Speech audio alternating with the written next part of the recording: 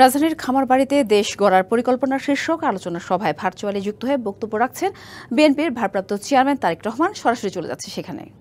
দেশের জন্য বাংলাদেশ জাতীয়তাবাদী দল এই দেশের মানুষের জন্য ততবার ভালো কিছু করার চেষ্টা করেছে। দেখো, আমরা এখানে দেখেছি একটি বিষয় আলোচনা হয়েছে। তোমাদের ফোল্ডারের মধ্যে এরকম একটি লিফলেট আছে, যেটা হচ্ছে নদী, খাল, বিল ও পরিবেশ রক্ষা। এখানে কম বেশি তোমরা না দেখলেও না জানলেও ছবিতে দেখেছো। তোমরা কি দেখেছো? শহীদ রাষ্ট্রপতি জিয়াউর রহমান যখন দেশ পরিচালনার দায়িত্বে ছিলেন, তখন উনি একটি প্রকল্প গ্রহণ করেছিলেন।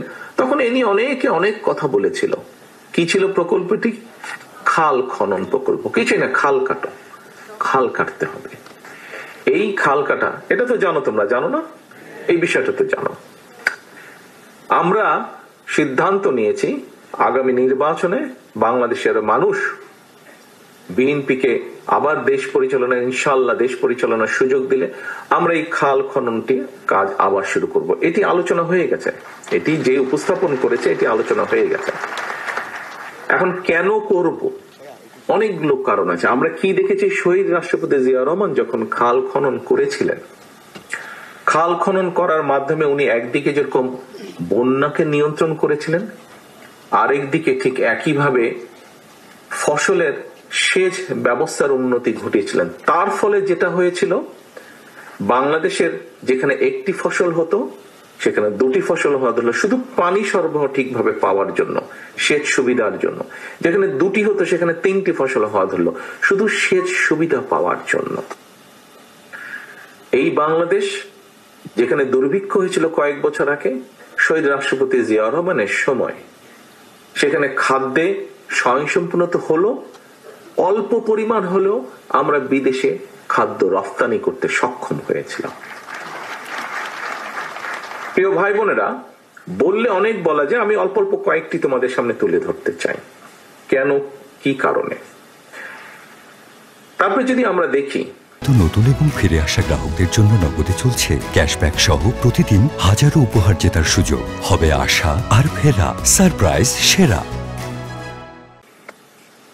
আমরা জানি তোমাদের সামনে এটিও আজকে আলোচনা হয়েছে, যখন খুব সম্ভবত এটি মাহদি আমিন ও উপস্থাপন করেছে তোমাদের সামনে, যে আমরা বিভিন্ন ভাবে বিভিন্ন সেক্টরে, তোমরা যেমন আছো, তোমাদের থেকে তরুণ যারা আছে, ছেলে মেয়ে তরুণ যারা আছে, সেটি শিক্ষিত হোক, অল্প শিক্ষিত হোক, অর্ধশিক্ষিত হোক, সব ধরনের মানুষ, শহরে থাকুক, গ্রামে থাকুক, সব ধরনের মানুষ কম বেশি বিভিন্ন রকম কর্মসংস্থানের তাদের সুযোগ সৃষ্টি করা। শহীদ রাষ্ট্রপতি জিয়াউর রহমানের সময় আমরা দেখলাম, আজকে যে আমরা রেমিটেন্স নিয়ে গৌরব বোধ করি, আমাদের প্রায় 1.5 কোটির কাছাকাছি মানুষ, বিশেষ করে মধ্যপ্রাচ্যে 1 কোটির মতন মানুষ থাকেন। সেখান থেকে তারা কষ্টার্জিত অর্থ দেশে পাঠান, যেটি দিয়ে দেশের মানুষের বহু চাহিদা পূরণ করা হয়। এই যে রেমিটেন্স, এই যে মানুষগুলো সেখানে গিয়েছিল, এই মানুষগুলো যাওয়ার উপায় বা ব্যবস্থা তৈরি করেছিলেন শহীদ রাষ্ট্রপতি জিয়াউর রহমান যখন দেশ পরিচালনার দায়িত্বে ছিলেন। এটা তোমরা জানো। ঠিক সেইটি ধরে আমরা অনেকগুলো পরিকল্পনা গ্রহণ করেছি, যে কোথায় কোথায় কোথায়। এবং নিশ্চয়ই তোমরা বাই নাও এটা শুনেছো, মাহদি আমিন নিশ্চয়ই তোমাদের সামনে বলেছে, এই মুহূর্তে 8 থেকে বছরের 10 লক্ষ মানুষ কর্মসংস্থানের জন্য বিদেশে যাচ্ছে। কিন্তু এই কর্মসংস্থানগুলো, যে কাজগুলোকে নিয়ে তারা যাচ্ছে, আমরা যদি বিভিন্ন ভাবে এই মানুষগুলোকে যদি আমরা বিভিন্ন ভাবে ট্রেনিং দিতে পারি, যেমন একটু আগে রিজভী ভাই বলেছেন একটি কথা, যে যেমন রিক্সা চালক। আমি কালকে সোশ্যাল মিডিয়াতে দেখতে দেখতে হঠাৎ দেখলাম একজনকে জিজ্ঞেস করছে, এখন তো ঘুরতে ঘুরতে সবাই একটা জিনিস দেখে যে ঠিক আছে, ওই যে বিভিন্ন জন বিভিন্ন জায়গায় যায়, আছে ভাই আপনি কাকে ভোট দিবেন, কাকে ভোট দিবেন, যে বিভিন্ন জন বিভিন্ন বলছে। তো আমি দেখলাম একজন মানুষকে মাঝ বয়সী থেকে হয়তো একটু বেশি হতে পারে, একজন গরিব মানুষকে জিজ্ঞেস করছে আপনি কি করেন?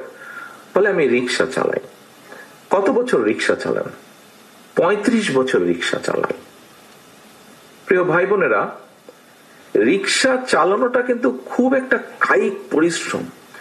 একজন রিক্সা চালক কিন্তু মাসে 30 দিন কিন্তু রিক্সা চালাতে পারে না, এটা নিশ্চয়ই তোমরা জানো। এতটা পরিশ্রম। আমরা তখন বিএনপির ভারপ্রাপ্ত চেয়ারম্যান তারেক রহমানের বক্তব্য শুনছিলাম।